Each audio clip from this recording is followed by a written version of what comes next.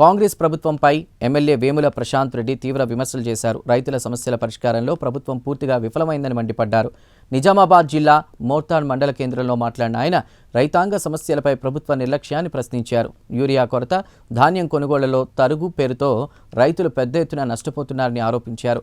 రాష్ట్రంలో కాంగ్రెస్ అధికారంలోకి వచ్చాక రైతులకు ఇచ్చినటువంటి హామీలను విస్మరించిందని అన్నారు. ఈరోజు రాష్ట్రంలో ఎలినో ప్రభావం వల్ల వర్షాలు తక్కువ వస్తున్న సంగతి మనందరికీ తెలుసు. రైతులు మొగుడు దిక్కు చూస్తూ ఉన్నారు. 30% పంటలు కూడా వేసుకోవడానికి ఇబ్బందిగా ఉంది.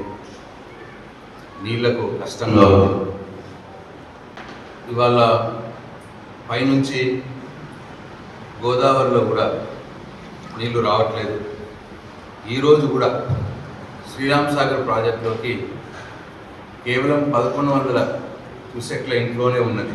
ఈరోజు కూడా నిజామాబాద్ జిల్లాలో కావచ్చు, బాల్కొండ నియోజకవర్గంలో కావచ్చు, కాకతీయ కెనాల్ మీద ఆధారపడ్డ రైతులు, వరద కాలువ మీద ఆధారపడినటువంటి రైతులు, అట్లాగే గోదావరి మీద, గంగలో నీళ్లుంటే దాని మీద ఆధారపడ్డ రైతులు, ప్యాకేజ్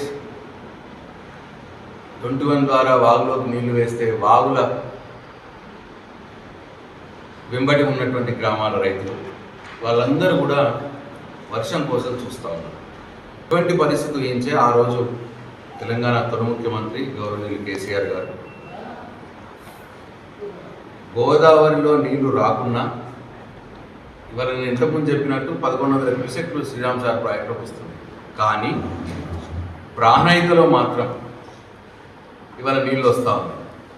ఇవాళ రేవంత్ రెడ్డి గారు కేసీఆర్ని కట్టినటువంటి ప్రాజెక్టు ద్వారా నీళ్ళు ఇస్తే రైతులకు కేసీఆర్ గారికి పేరు వస్తుందని చెప్పి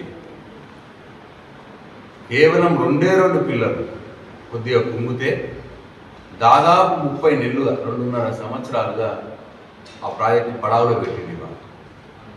ఇవాళ ప్రాజెక్టు ద్వారా 1,00,000 క్యూసెక్ల నీళ్ళు వచ్చి మేడిగడ్డ బ్యారేజీని దాటుకుని కిందికి గోదావరిలోకి పోతూ ఉన్నాయి. కిందికి పోతూ ఉన్నాయి, ఆంధ్రాకి పోతూ ఉన్నాయి. 1,00,000 క్యూసెక్లు, 1 కాదు 2 కాదు, 1,00,000 క్యూసెక్లు అంటే దాదాపు 10 టీఎంసీల నీళ్ళు ప్రతిరోజు. ఇవాళ స్టార్ట్ అయింది. నిన్న 60,000 ఉండే, మళ్ళీ ఇవాళ 98,000 అయింది అనుకున్నాం, ఇప్పుడు 1,00,000 అయింది. మా కేటీఆర్ గారు అదే బీఆర్ఎస్ పార్టీ తరఫున ప్రభుత్వాన్ని డిమాండ్ చేసేది, కన్నపల్లి పంప్ హౌస్లు మోటార్లు స్టార్ట్ చేయండి, స్టార్ట్ చేసి రిజర్వాయర్లు నింపండి, చెరువులు నింపండి, రైతులకు నీళ్ళు ఇవ్వండి, పొలాలు నాట్లేసుకుంటారు అని చెప్పి మేము డిమాండ్ చేయడం జరిగింది. లేదు, మేడిగడ్డ బ్యారేజ్ దగ్గర నీళ్ళు లేవు అని చెప్పి అబద్ధం ఆడుతూ ఉన్నాం. దాన్ని చూపించడానికి వాళ్ళ కేటీఆర్ గారు హైదరాబాద్ నుంచి బయలుదేరి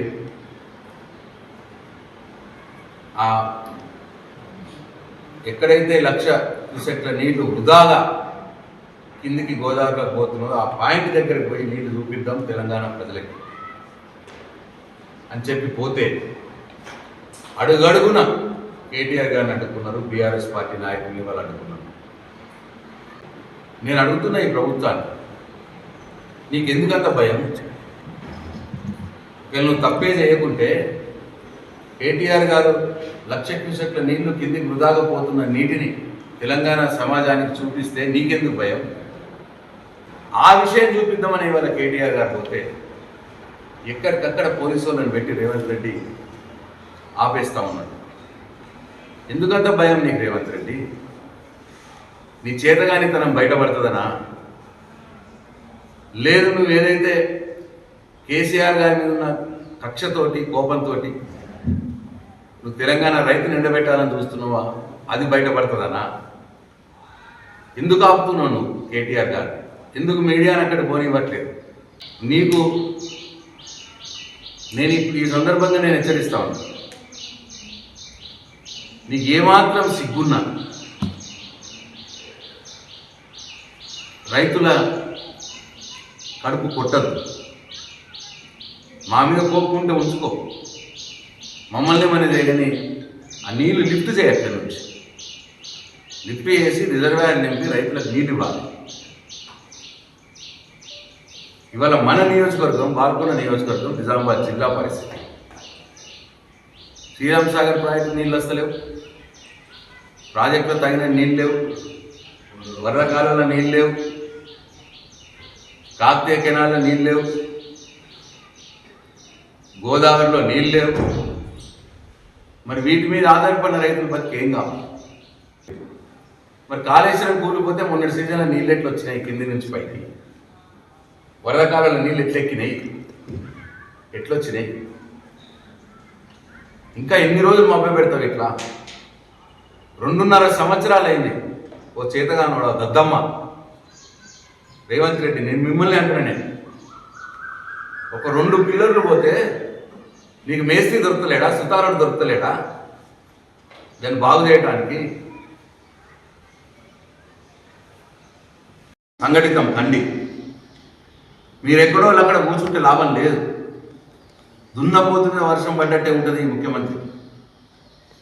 వీడు రైతు పక్షపాతి కాదు. ఈయన రైతు గురించి ఒక అవసరం లేదు. ఎంత మట్టుకు ఆ మూసి పునర్జీవం ప్రాజెక్టు, ఫ్యూచర్ సిటీ ప్రాజెక్టు, ఈ 2 ఉన్నాయి ఆయన మనసులో. దాంట్లో పైసలు ఉన్నాయి, ఆయనకు వస్తాయి పైసలు. ఇక్కడ వరదకాలంలో నీళ్ళు వస్తే ఏమొస్తుంది? ముఖ్యమంత్రి రేవంత్ రెడ్డి పైసలు రావు. పోచంపల్లి ప్రాజెక్టు నింపితే ఆయనకు పైసలు రావు. ఫ్యూచర్ సిటీ కడితే పైసలు వస్తాయి,